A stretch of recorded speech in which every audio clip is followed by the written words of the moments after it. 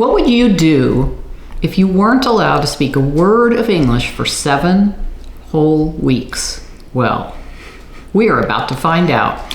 We've decided we need to take our level of Italian up a bit, so we've enrolled in a 7-week immersion program. Our real limitation right now is having meaningful conversations with people. We can go into a store or a restaurant and everything's fine, but we'd like to go more deeply than that. I, for one, really need that because I get so paralyzed after a couple of sentences, the words just don't come out. And I lose confidence, and then I'm so afraid of making a mistake that I just sort of clam up. So, we're going to go take our immersion course in Italy, right? Wrong. Nope. We are going to Middlebury College's summer language program in Vermont. Why? Well, a little background on that program. Middlebury has been running this for over 100 years, and they teach over a dozen languages. And they promise and are able to demonstrate tremendous progress over the 7 weeks. How do they go about doing that? Well, first of all, there's this total immersion program. And when I say total immersion, I mean total immersion. You literally speak the target language, in our case Italian, 24/7. You go to classes, of course, in Italian, but you also eat your meals in Italian. You do your extracurricular activities in Italian, and they have lots of things like cooking class, wine tastings, events, performances, films, field trips, you name it. Even when you're on your own reading or on the internet or watching a movie, it all has to be in Italian. Second, on the first day you sign the language pledge, which is your agreement to follow that total immersion rule for 7 weeks. If you don't follow it, they can kick you out and you don't get your money back. And believe me, this is not a cheap program, so you don't want to let that happen. So anyway, how does this work actually? So of course they, before you go there, they put you into a level, and there are 4 levels. There's beginner, people who literally know no Italian whatsoever. There's advanced beginner, so maybe they've had a year or in school or whatever. There's intermediate, and then there's the advanced level. And before you go, you take a placement test to be put in one of those levels. And of course, the hardest thing would be to be a total beginner and be thrown in needing to speak Italian from the first moment. They actually give you a couple of days leeway on the language pledge if you are a total beginner.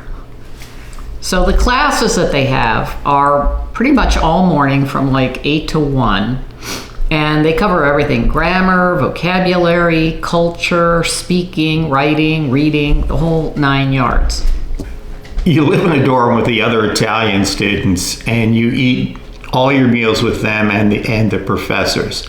There are other languages being taught at the same time, but you don't really have any interaction with the other students. And in fact, you wear a pin to indicate that you're only supposed to speak Italian. 12 of the 15 languages are taught at Middlebury's main campus in Middlebury, Vermont. But 3 of the languages, Arabic, Portuguese, and Italian, are taught at Bennington College down further south in Vermont. So why Vermont and not Italy for this program? Well, here's the thing about immersion programs in Italy. Typically, and we've done some research on this, typically you go to class for 3 or 4 hours in the morning every day, so that part is pretty similar. But then what happens is after you leave class in the afternoon, you go hang out with your American or your English-speaking friends in a restaurant or wherever, and you don't speak Italian anymore. The other thing is that, in particular, if you're in a big city like Rome or Florence, all the local people that you interact with, for example, the people in the restaurants, the people in the stores and other businesses, they all speak English pretty well because they are geared to the tourist industry. And even when you try to speak Italian to them, unless you're really fluent, they'll speak English back to you, either because they want to practice their English or because it's just more efficient to get the commercial transaction done quickly. They don't want to mess around while Americans or other non-Italian speakers are bumbling their way through their language. I think the only way that a full immersion program probably works when you're in Italy is if you live with a family and are maybe in a more rural area where most of the people there don't speak any English. Then you really are forced to use your Italian both at home with the family you're living with, as well as when you're out and about. That can certainly work, but a traditional language school in a big city, I think it's just really hard to be fully immersed in Italian 24/7, which is kind of ironic that you have to go to Vermont to get that, but the data says that works better. So we talked about the levels you're in. So the 4 levels, how do you get put in the right level? This is a big question that people often ask. To get that placement, you take an online placement test. It's 60 questions, some of which have some subparts, and you have an hour and a half to do it. You're not supposed to, or it would be stupid to use any outside aids because you're trying to get an accurate evaluation of your level before you go. Everybody has to take this test, even the beginners, and I feel very sorry for them because having taken it, I don't think a beginner could answer any of the questions. So let me tell you a little bit about the test. It's an 8-part test. Part 1 has 18 fill-in-the-blank grammar questions. Then part 2 has 2 listening comprehension exercises. You listen to a paragraph being read, and then you answer questions based on what you heard to see if you really understood what was being read. Next, there's a section, also listening comprehension, where you get to have true and false questions. And the following section is a series of multiple choice questions testing your grammar. The next 2 questions are both reading comprehension. You read a text and then answer some true and false questions about the text.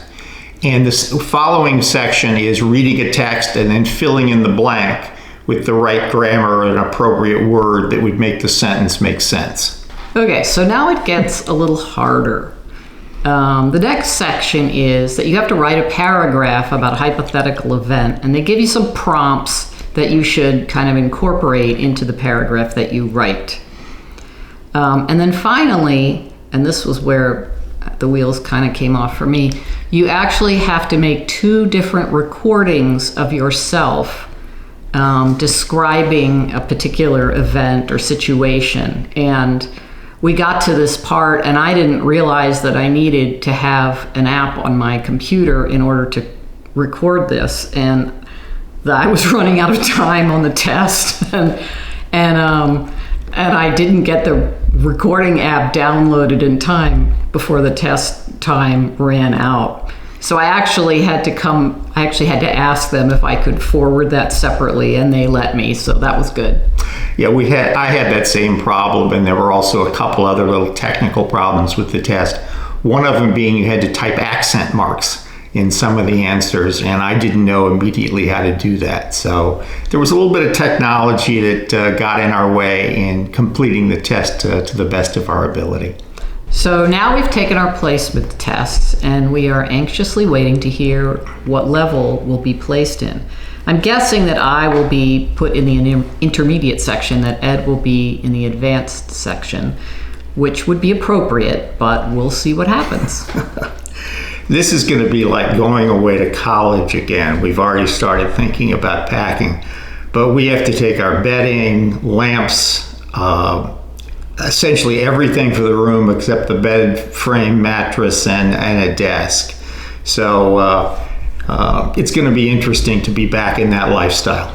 Yeah, it's been a long time since either of us lived in a dorm, and that's probably the part I'm least excited about, especially sharing a bathroom with 20 other people.